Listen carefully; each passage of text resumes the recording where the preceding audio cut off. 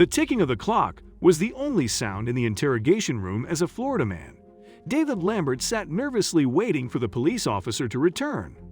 It had been 4 years since his sister's disappearance, and the officers assigned to the case were determined to finally have it come to a close. And David harbored a secret that could crack the case wide open. However, he didn't know if he had the strength to reveal the truth. David and his sister Martha lived with their parents in St. Augustine, Florida. A quaint city on the northeastern coast, the family lived in a more rural part of the community just a few miles away from the beach. While they lived in a trailer and didn't have much, they were a close-knit group and worked hard to improve their quality of life. Back in November of 1985, David was 14 years old while Martha was 12. She attended Ketterlinus Junior High School and, despite being only 70 pounds, had a very feisty spirit. According to David, the two had an ongoing rivalry and often would get into fights like siblings normally do. On Thanksgiving 1985, the Lambert family came together to enjoy a Thanksgiving meal. Sadly, the meal was not all they had hoped for. They burned the turkey. David's father was furious and began to verbally abuse the rest of the family. Hoping to escape the stress of the situation, both David and Martha left the trailer and decided to take a walk around the neighborhood. As the kids wandered around town, they stumbled upon the abandoned campus of the Florida Memorial College.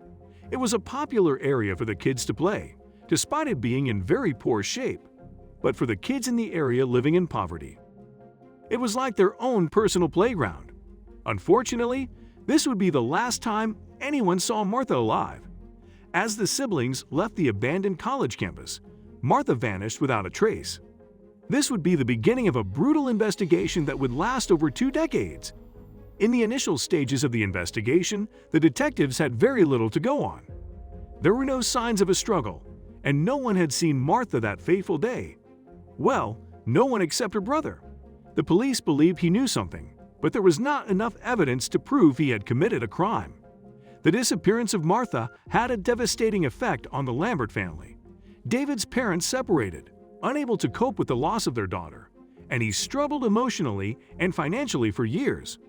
In 2000, David was picked up by the police for writing a bad check. It was then he made a strange confession that would alter the course of the investigation. Detectives associated with the case revealed that David admitted to the detectives that he was the one who had been responsible for his sister's death. The guilt had been eating him alive for 4 years, and he needed to finally come clean. According to him, he had buried Martha in the Coquina mine decades earlier. The detectives immediately launched a search of the Coquina mine, but Martha's remains were not found in the area. Since there was no concrete evidence, David couldn't be charged with a crime and was eventually released. It would be 10 years later when Detective Howard Cole led the charge to bring an end to the case that had been baffling the local community for so long. Cole decided to re-interview family and friends who knew the Lambert family at the time of Martha's disappearance. While they didn't have any new information to add, most of them believed all the signs pointed to David. Cole decided it was time to take a second look at the brothers' bizarre story.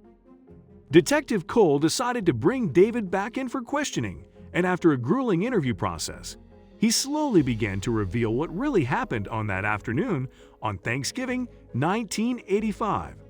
According to David, Martha asked for some money when they were hanging out at the abandoned college campus. However, David refused to fork over the cash. Then things took a turn for the worse. David revealed that Martha became very belligerent and hit him in retaliation. Not wanting to get into a fight with his sister, David pushed Martha away and she stumbled and fell backward. Unfortunately, a jagged piece of metal was jutting out of the ground and pierced her skill when she hit the ground. The injury proved to be fatal, and since then, David believed he had been the one who had killed his sister. According to Cole's report on the confession, David initially attempted to help his sister. David stated when he lifted Martha up that there was a large hole in the back of her head and blood was pouring out, he wrote. He stated he initially called out for help, hoping that someone would be walking by and hear his cries. Realizing that no one was coming to help, David used a piece of a broken sign to dig a shallow grave for his sister.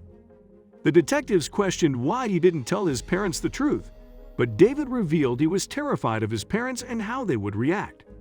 David revealed that he and his sister lived in fear of their mother Margaret, who was known for her horrible temper and abuse. Their father wasn't much better either. So instead of confessing to his sister's death, he fabricated the story that she had disappeared.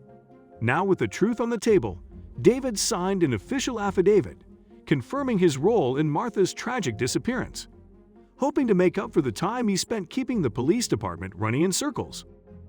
David drew a map to the location of where he buried Martha's body.